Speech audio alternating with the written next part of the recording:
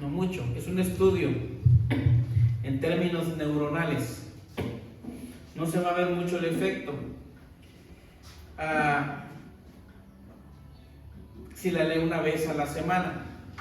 Yo no sé cuántos de ustedes la leyeron por lo menos una vez esta semana. Si no la leyó nada, pues imagínense un poquito peor. Pero si la leyó una vez, todavía no, todavía falta. Pero si usted lee la Biblia 2 o 3 veces, hermano, en la semana, algo comienza a suceder. Se lo digo por experiencia propia.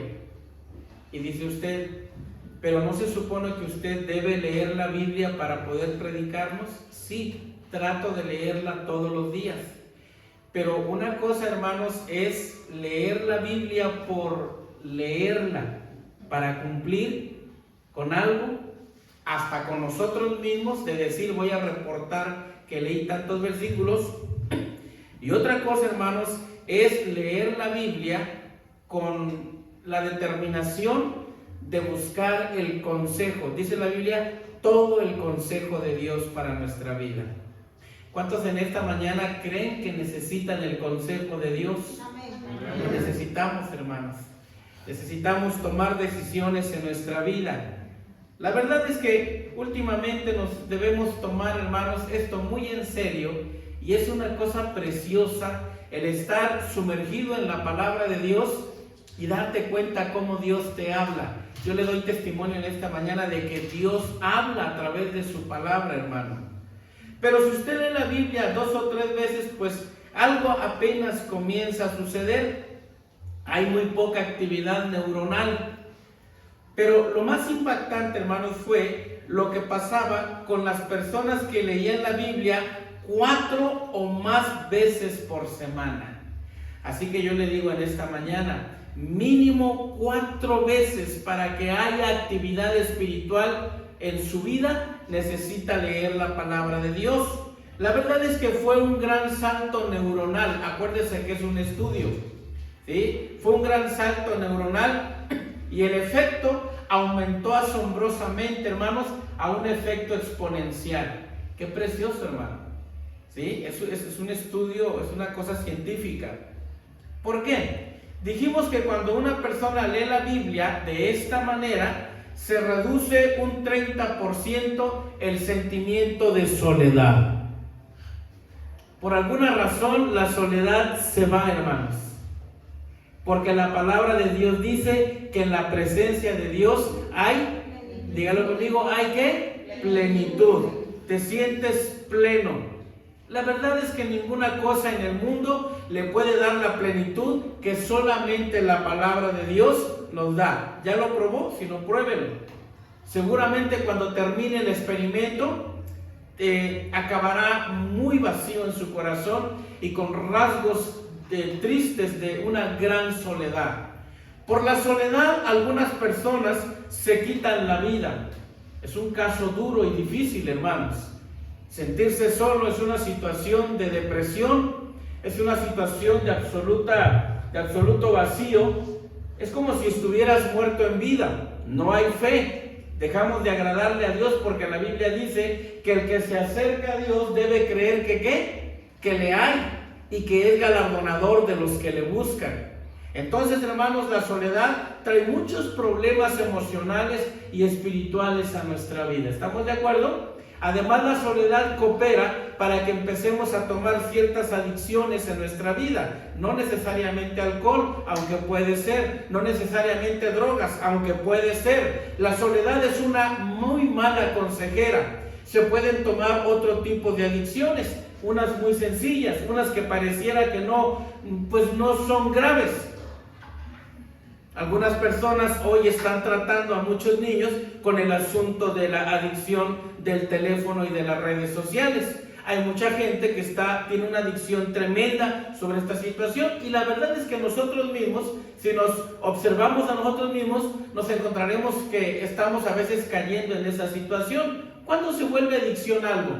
Cuando no te puedes despegar de él, cuando pasas tiempo en esa situación, cuando la oración y la lectura de la palabra de Dios toma un segundo plano.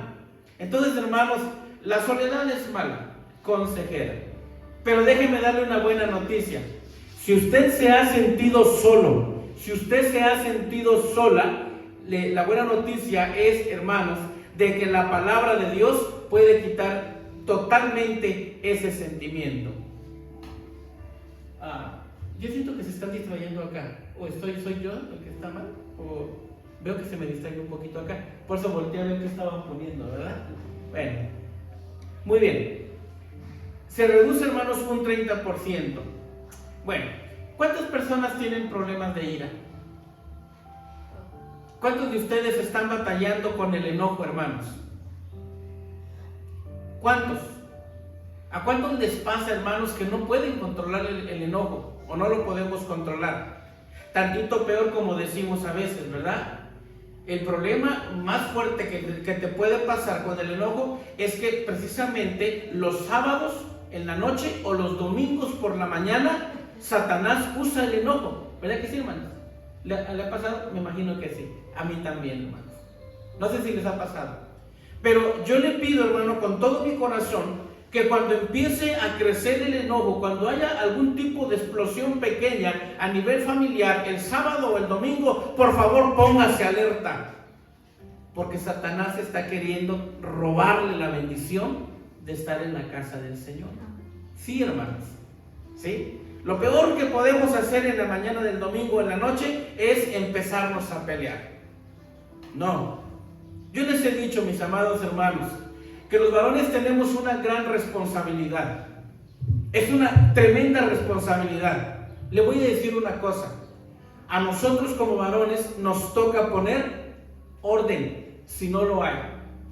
Si somos nosotros, tenemos que ponernos en orden primero nosotros, ¿verdad?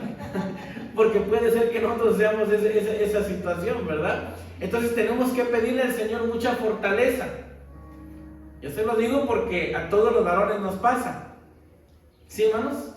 Yo batallaba más antes, ahora batallo igual, menos, pero sí, hermanos, sí. No nos vamos a hacer de la boca pequeña, realmente todos batallamos con esa situación. Pero déjeme decirle algo, y esto va directamente para los varones, lo platicamos los viernes cuando oramos. La verdad, hermanos varones, que a nosotros nos ha puesto Dios como atalayas de nuestra propia casa. ¿Estamos de acuerdo, hermanos? A nosotros nos toca orar por nuestra esposa. Y si por alguna razón nuestra esposa va declinando en su vida espiritual, le quiero decir algo, tenemos que ayudarla. En algunas ocasiones, hermanos, lo tenemos que decir con cierta vergüenza, cuando a lo mejor no estaba bien nuestra esposa en su vida espiritual, nosotros podíamos decir, bueno, ¿qué me tienes que decir tú? Si tú no estás bien espiritualmente, ¿por qué me tienes que decir a mí algo? La verdad es que cuando ya nos empezamos a acercar a Dios, entonces empezamos a darnos cuenta, cuando vemos alguna deficiencia en de algunos miembros de nuestra familia, entonces el varón empieza a pensar diferente y empieza a decir, en algo estoy fallando. Necesito hablar con mi hijo, necesito hablar con mi hija, necesito poner orden en esto, necesito decirle a mi esposa con mucho amor que no está orando, y no decirle que ore, sino tómela de la mano y ore, y jálela, y ore con ella. Aunque no quiera, aunque no sienta el deseo, ore con ella. Y poco a poco todas las cosas se van a ir, hermanos, acomodando. Porque la oración eficaz, dígalo conmigo, la oración eficaz del justo puede mucho. Entendámoslo de una vez por todas. La oración puede arreglar muchísimos problemas en nuestra vida personal y en nuestra vida familiar. ¿Sí o no, hermanos? Amén. La palabra de Dios así lo dice. Se reduce un 30%, hermanos, un 32% cuando nosotros leemos la palabra de Dios y la ira empieza a reducirse. ¿Sí, hermanos? ¿El cristiano se puede enojar, sí o no? ¿Sí, hermano? ¿O no se puede enojar? Sí. Hay un texto que habla de eso, ¿no? ¿Qué dice? Ahí va, ¿verdad? Exacto, ahí va. Dice, número 1, airaos. Dígalo conmigo, airaos. Habrá momentos en que no vamos a poder evitar airarnos. A veces de repente en automático se detona eso, ¿no? Hay ciertas palabras y ciertas actitudes, no sé si le pasa a usted, a mí me pasa, hay ciertas cositas que nos recuerdan otras cosas y ciertas cositas que nos detonan en automático el enojo, hermanos. A veces no lo podemos ni siquiera evitar, ya estamos muy enojados, ¿verdad? Y la palabra de Dios dice, bueno, airaos, pero no ¿qué? Pero no pequéis. Hay una línea muy delgada entre enojarse y no pecar. Pero la palabra de Dios, hermanos, subraya, ¿verdad? Allí señala y dice, bueno, sí puedes airarte, pero no caigas en el pecado. Airaos, pero no ¿qué? No pequéis. No se ponga ¿qué? El sol sobre vuestro enojo. ¿Sí saben qué significa eso? Cuando yo era niño decía, pues habla del sol porque el sol es así como mucho calor y cuando yo me enojo me da calor. No está hablando de eso. Cuando dice no se ponga el sol sobre vuestro enojo, ¿de qué está hablando? De que no pase el día sin que hayas arreglado cuentas con la persona con la que te enojaste. ¿Le ha pasado alguna vez? Sí, hermanos, porque hay personas que a veces usan la indiferencia para castigar a las otras personas. Te dejan de hablar un día, 2 días, hasta 3 días o hasta una semana. Oye, no me hables, estoy enojado contigo. Y ya pasó otro día. Oye, no me hables, no. Me explico, hermanos, el cristiano no debe hacer eso. La palabra de Dios nos dice que tenemos que estar ¿cómo se dice? Que tenemos que estar prestos para poder arreglar cualquier situación. Hermano, ¿ha batallado con la amargura alguna vez? La palabra de Dios dice que si leemos la Biblia de 3 a 4 veces por semana, el problema de la amargura se va a reducir un 40%. ¡Qué bendición, hermanos! Porque yo tenía mucha amargura en mi corazón, mucha amargura. Y la amargura también es mala consejera, hermanos. La amargura te roba muchos días bonitos, te roba preciosos tiempos de oración. La amargura te roba tiempos de gozo en la iglesia. La amargura te roba tiempos hermosos con tu familia. La amargura te mantiene en el pasado, anclado en el pasado y no te deja avanzar hacia el futuro. Así que tienes que desprenderte de la amargura, pero no puedes hacerlo sola o solo. Necesitas la espada del Espíritu, que es la palabra de Dios. Dice la Biblia, hermanos, acerca de esto, que la Biblia es como una espada que penetra, ¿no? Hasta lo más profundo de nuestro corazón. Discierne los pensamientos y las intenciones del corazón. Así que les presento, hermanos, les estoy presentando en esta mañana la solución para muchos de los problemas que tenemos en nuestra vida cotidiana. Estoy completamente seguro que cuando usted comience mañana con su trabajo o su vida laboral, su vida familiar, se va a encontrar con cosas, el trayecto al trabajo, en la casa misma, allá con los compañeros de trabajo, se va a encontrar con situaciones muy difíciles. Va a experimentar soledad, algo le va a enojar, va a experimentar amargura, de esas veces en que a lo mejor una persona nos causó mucho daño. No sé si le llegó a pasar a usted, a mí sí. Había personas que a lo mejor le causaron mucho daño y se las encontraba, o de repente la hablaban, o de repente alguien se las recordaba y usted sentía cómo se le revolvía el estómago. Y en ese momento, hermanos, usted perdió mucho por la amargura que hay en nuestro corazón. ¿Cuál es, hermanos, el remedio para la amargura? El perdón. ¿Cuál es? El perdón. Dígalo fuerte. El perdón. El perdón. ¿Es fácil perdonar? No es fácil perdonar. ¿Lo podemos hacer solos? No podemos hacerlo solos. Batallamos mucho para perdonar. ¿Por qué tengo que perdonar? Dice la palabra de Dios que cuando oramos la oración que nos enseñó Jesucristo, Padre nuestro, dígalo conmigo, Padre nuestro, diga después de mí, Padre nuestro, que estás en los cielos. Dígalo con convicción, Padre nuestro, que estás en los cielos. Fuerte, santificado. Emociónese con lo que está orando. Sea tu nombre. Venga tu reino. Venga tu reino. Hágase tu voluntad. En el cielo como en la tierra. Nuestro pan de cada día, dánoslo hoy. Y perdona. Fuerte. Y perdona. Porque si Dios no te perdona, estás en graves problemas delante de Dios. Y si no haces un examen de conciencia todos los días y le pides perdón a Dios por los pecados que ya como cristiano estás haciendo, entonces tu vida se va contaminando. La palabra de Dios dice, hermanos, si confesamos nuestros pecados, Él es fiel. Una vez más, díganlo conmigo. Si confesamos nuestros pecados, Él es fiel y justo para perdonar, ¿qué?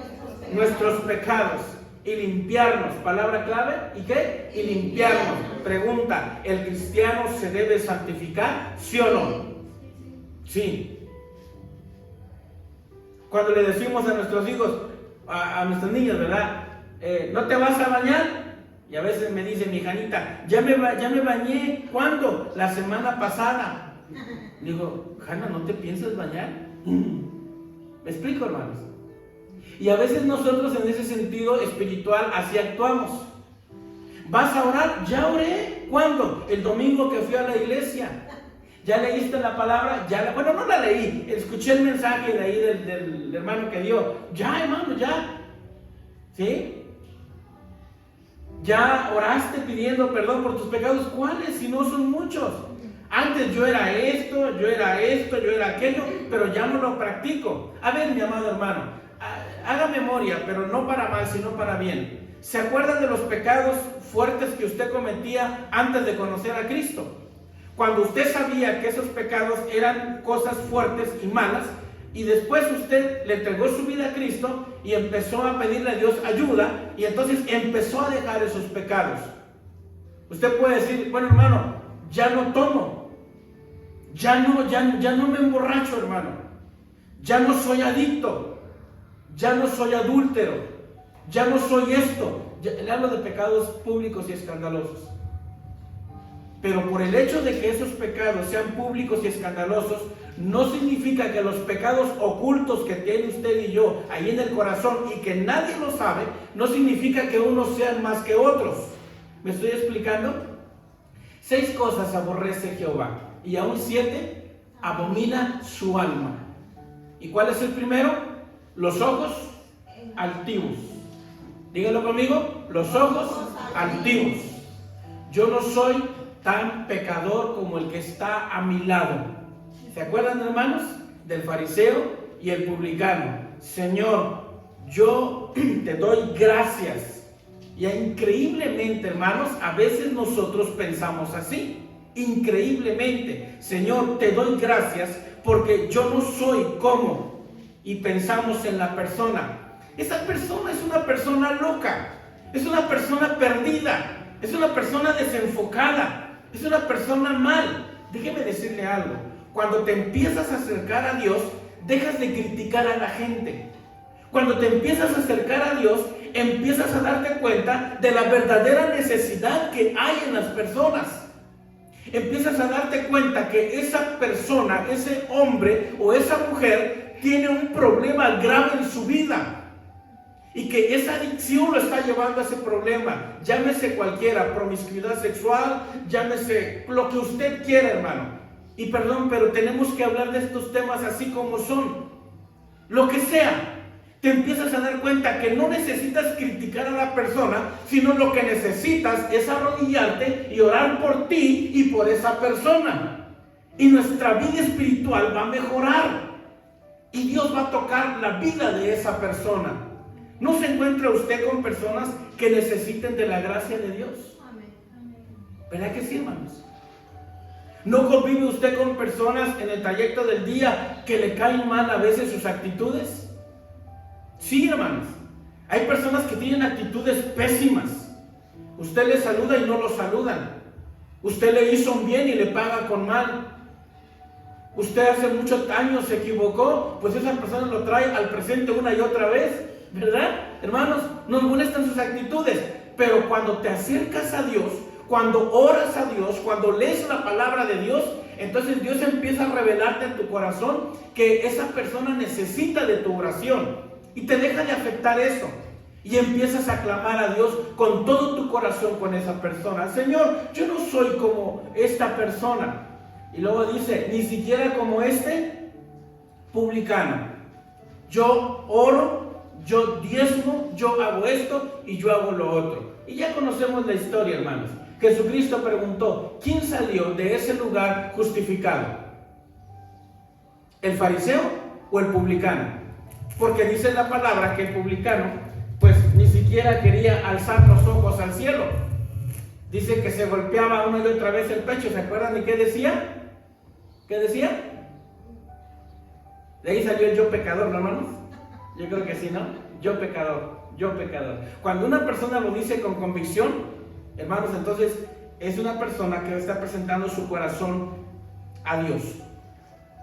Cuando uno se acerca a Dios, hermanos, y necesitamos acercarnos a Dios, la gran interrogante es esta mañana, es esta: ¿qué tanto te estás acercando a Dios? ¿Qué tan lejos está de ti la palabra de Dios? No está muy lejos, hermano. Está en el cruzo la sala y en mi cuarto está la Biblia. Pero a veces parece que la Biblia está a kilómetros de distancia de ti. Y muchas cosas te apartan de Dios. Desde cosas muy sencillas hasta cosas muy fuertes. Necesitamos luchar, hermanos. ¿Qué dice la palabra de Dios en Josué 1:9? Mira que ¿qué? Mira que te mando, que te esfuerces. En esta mañana Dios le dice, mira que te mando, no te lo estoy pidiendo ni sugiriendo, yo te estoy diciendo como padre que te esfuerces. A veces, hermanos, tenemos que esforzarnos para leer la palabra de Dios porque estamos muy cansados, físicamente hablando. Pero yo me doy cuenta, hermanos, que cuando yo llego muy cansado a la casa y me siento de veras muy cansado, entonces puedo darme cuenta y digo, ¿leo la palabra de Dios o al ratito? Porque me siento muy cansado. Pero fíjense que me doy cuenta que no me es tan difícil sentarme en el sillón ese que está así, grande, así, bonito, y ponerme a ver videos de TikTok. A mí no me cuesta eso. O sea, no sé si me estoy explicando. O sea, me pasa eso. Ya me pasó una vez que dije, estoy muy cansado para leer la Biblia, y me senté y agarré mi teléfono y empecé a ver, y me llevé una hora. Dije, qué bárbaro. O sea, no, necesito esforzarme. Mira que te mando que te esfuerces y seas ¿qué? Valiente. Y seas valiente. Dice la palabra de Dios que desde Juan el Bautista hasta nuestros días el reino de los cielos, dice, sufre violencia, y solo los valientes, ¿lo qué? Lo arrebatan. Se necesita, dígalo conmigo, valor. Dígalo, se necesita valor, entereza, enfoque para poder, hermanos, vivir la vida cristiana. Y no lo puedes hacer solo o sola. Necesitas la ayuda de nuestro Dios. Así de ese tamaño, hermanos. Para que podamos nosotros ser luz en este mundo. Jesús es la luz principal, pero Dios nos ha pedido que seamos sal en este mundo, hermanos. ¿Sí? Usted puede dar testimonio, hermanos, de la palabra de Dios. Fíjese, hermano, que la otra vez a mí me hablaron a las 4 de la mañana y me dijeron que si podía hacerles un viaje. Y me dijeron, discúlpeme, pero le hablo a esta hora porque quiero un viaje. Y a veces me hablan de un día para otro, una noche para apartarme para el otro día, que yo pueda hacer para el otro día, ¿no? Y dice, quiero un viaje a tal lugar. Dice, le digo, bueno, digo, ¿mañana a qué horas? Dice, no, ahorita. Digo, ¿ahorita? Sí, ahorita. Y ya me explicó, porque había fallecido un familiar de la persona. Y pues ya no quise oponerme, está bien, pues lo llevo, ¿verdad? Y cuando íbamos en el coche, hermanos, creo que les comenté el domingo pasado, Dios puso en mi corazón y le dije a la persona, le empecé a preguntar por su mamá que falleció, y le empecé a preguntar algunas cosas, y le dije, ¿me permite hacer una oración por usted? ¿Me permite orar? ¿Me permite pedirle a Dios? Cuando a veces, hermanos, Dios nos pone muchas oportunidades para hablar a la gente, y a veces nosotros, cuando estamos tan ensimismados en nosotros mismos, dejamos pasar esas oportunidades. No le pongo este ejemplo porque yo sea la gran cosa o el mayor ejemplo, no lo soy, hermanos.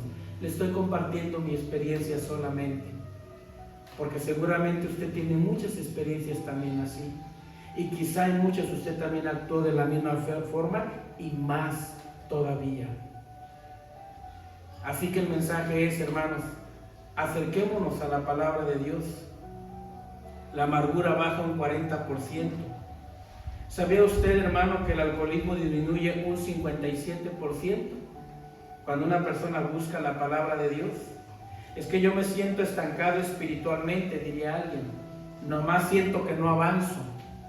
No puedo leer la Biblia, no puedo orar.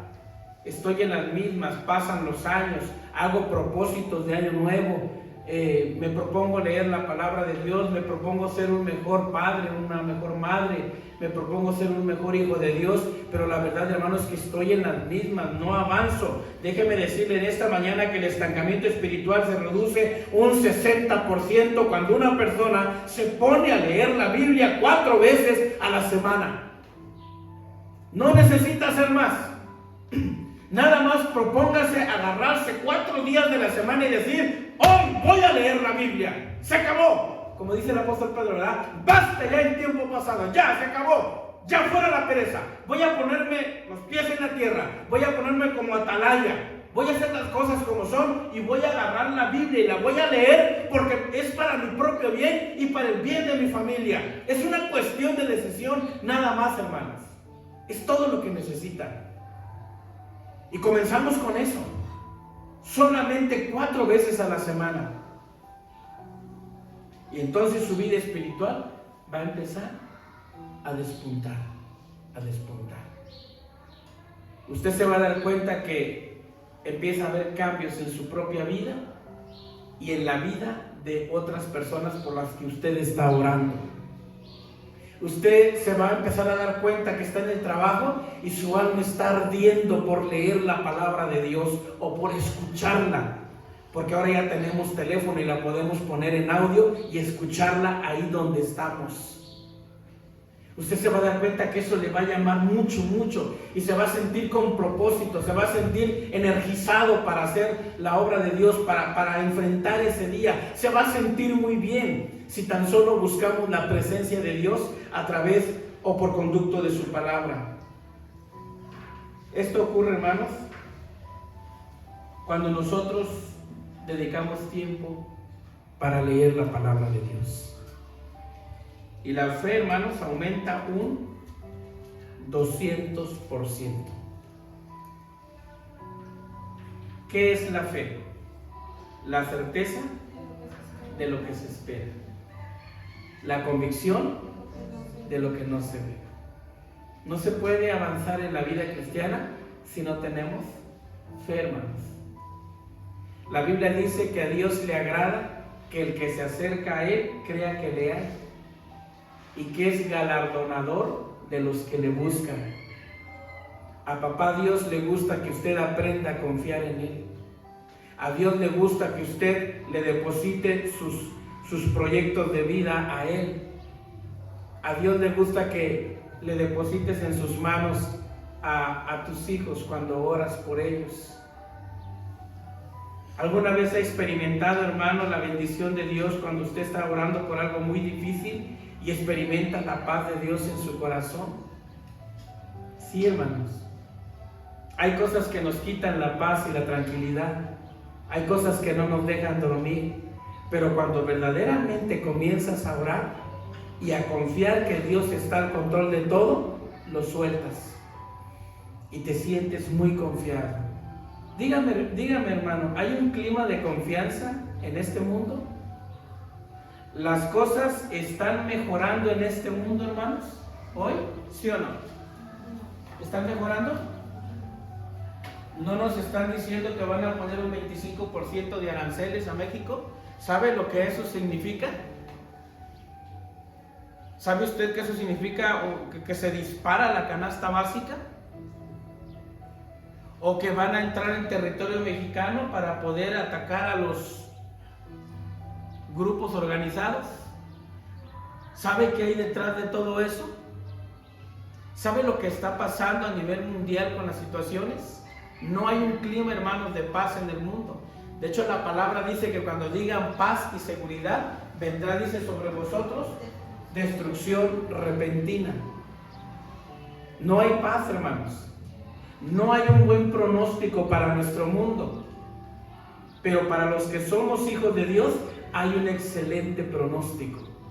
Les invito a buscar Apocalipsis 21, hermanos. Y ahí vamos casi a ir terminando. Apocalipsis 21. Si alguien me puede decir cuánto tiempo llevamos, estaría excelente, Jonás, si puedes. Apocalipsis 21, ¿no?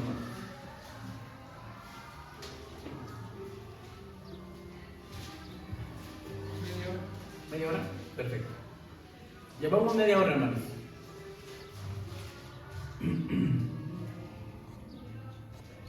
Apocalipsis capítulo 21, por favor.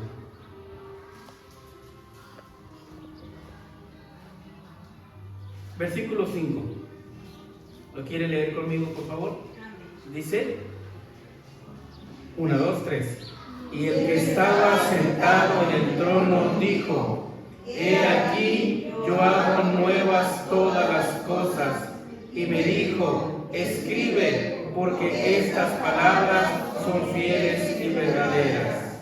Es un texto, otra vez, dice: y el que estaba sentado en el trono dijo: He aquí, yo hago nuevas todas las cosas. Hasta ahí. Una vez más. Y el que estaba sentado en el trono dijo: He aquí, yo hago nuevas todas las cosas. Amén, hermanos. ¿Sí? En el capítulo 1, hermanos, se nos habla de la revelación de Jesucristo. Y más adelante se nos habla acerca del mensaje que Dios le manda a las diferentes iglesias. Y les habla de las cosas buenas y de las cosas malas. Después, en el capítulo 4 de Apocalipsis, hermanos, se nos habla del rapto de la iglesia. ¿Sí? Los teólogos ubican el rapto ahí. ¿Sí, hermanos? Ahí está hablando de eso. Y ya hablamos un poquito del rapto. Y después, hermanos, del capítulo 6 en adelante se nos empieza a hablar de los sellos. O sea, cuando comienza la gran tribulación. Déjeme decirle algo, hermano. Para este mundo no está vaticinado nada bueno. ¿Sí? ¿Estamos de acuerdo? Pero para los hijos de Dios sí está vaticinado algo bueno y excelente. Porque aunque estamos aquí y aunque vamos a pasar quizá algunas cosas difíciles, hermanos, nosotros tenemos la promesa de Dios, que Él dice: yo estoy con vosotros todos los días hasta el fin del mundo. Hay dos cosas que nos pueden dar miedo. La muerte, quizá. ¿A cuántos alguna vez les ha dado miedo la muerte? O a lo mejor te da miedo morir. O quizá te da miedo el futuro. El futuro es incierto. No sabes qué va a pasar. Pero te digo una cosa.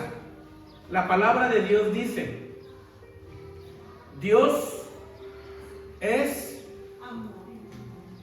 Y también dice que es nuestro amparo, nuestro refugio y nuestra fortaleza, nuestro pronto auxilio. Escúchelo bien, ya voy a terminar, pero escúchelo bien. Váyase esta mañana sabiendo que aunque el mundo se puede estar cayendo en pedazos, hermano, Dios es nuestro pronto auxilio. Usted puede confiar en Dios. Yo le digo todas las mañanas a Dios, hermano, porque yo tenía un problema grave de negatividad y tenía un problema grave de falta de fe. Pero aprendí que cuando yo tengo miedo, literalmente yo digo en voz alta: el día que temo, yo en ti confío. La razón por la que en algunas cosas, áreas de mi vida o áreas de personas que yo conozco y que amo y que a veces me preocupo por ellas, la razón por la que ahora yo tengo paz es porque he decidido mejor confiar en la promesa de Dios, que el que habita al abrigo del Altísimo morará bajo la sombra del Omnipotente. Amén, hermanos. Amén. Que aquel que está en las manos de Dios, hermanos, no puede ser arrebatado. porque está en las manos del Padre. Y dijo Cristo, y el Padre, Juan capítulo 10, es más fuerte que yo. Mis ovejas oyen mi voz. Yo creo que el Señor está haciendo la obra en mi propia vida y en la vida de mi familia. Yo creo que el Señor está obrando. Yo prefiero confiar en eso porque es real, porque es verdad. Porque Dios lo ha prometido en su palabra, hermanos. Entonces tenemos que aprender a confiar en el Señor. Pero su fe va a aumentar cuando usted se acerque a la palabra de Dios. Cuando usted vea y diga, mira, el Dios en el que yo creo es el Dios que es capaz de sacar agua de una roca. Ese es el Dios, hermanos, en el que yo creo. Y usted también, amén. El Dios en el que nosotros creemos, hermanos, fue el que fue capaz de levantar al Señor Jesucristo de entre los muertos, el que derramó su sangre en la cruz, el que nos dio esperanza de vida eterna. Cuando yo muera, ya se los dije una vez, cuando le digan el hermano Mario se murió, no les crea. ¿Por qué, hermanos? Porque estaremos más vivos que nunca en la presencia de nuestro Dios. Ese es el Dios en el que nosotros hemos depositado nuestra fe. En un Dios que hace milagros, en un Dios que hace proezas, en un Dios que está con nosotros. Por favor, experiméntelo. Por favor, búsquelo en oración. Pruebe al Señor. Él dice en su palabra, probadme ahora en esto. ¿No se acuerda que dice así? Pruébenme y os abriré las ventanas de los cielos, y díganlo conmigo, y derramaré sobre vosotros bendición hasta que sobre y abunde, hermanos. Vívalo todos los días, experiméntenlo, de verdad es real, créalo, pero búsquenlo con todo su corazón. Dice el Señor en su palabra, yo hago nuevas todas las cosas. Amén. Tenemos un Dios que aunque el mundo se esté cayendo en pedazos, Él hace nuevas todas las cosas. Decía D.L.H. Moody en el siglo XIX, un predicadorzazo, hermanos, aunque él no se miraba así, decía, yo no sé si yo tengo el valor para ser un mártir. La verdad es que no me gustaría morir quemado, ni apedreado, ni acuchillado por mi fe. Pero si en algún momento yo tengo que enfrentar esa situación, estoy completamente seguro que Dios me dará toda la fortaleza que necesito para poder hacerlo. Entonces se apodera de su alma un texto que dice, hey, ¿de qué aprovecha al hombre ganar al mundo y perder su alma? ¿O qué recompensa podrá dar el hombre por su alma? ¿Por qué te preocupas del vestido? ¿No es el cuerpo mejor que el vestido? ¿No es la vida más que la comida? ¿Me estoy explicando, hermanos? O sea, te cambia la mentalidad cuando empiezas a pensar a la forma de Dios. Y empiezas a ver lo que verdaderamente tiene valor en tu vida. Te das cuenta que vivir en armonía es mejor que estar peleando. Te das cuenta que vivir en oración es mejor que estarse preocupando. Te das cuenta que perdonar es mejor que estar en amargura. Te das cuenta que agarrarte y aferrarte a la mano de Dios es mejor que aferrarte a tus miedos. Te das cuenta que tienes vida eterna. Y te das cuenta que otras personas necesitan eso, tanto como tú lo necesitas, y te sientes capaz y fuerte para poder compartirles el evangelio de la salvación. De modo que si alguno está en Cristo, ¿qué dice la Biblia? Nueva criatura es. Somos nuevas criaturas, hermanos, ¿amén? Amén. Gócese en esa verdad. Soy nueva criatura. Tengo nueva naturaleza.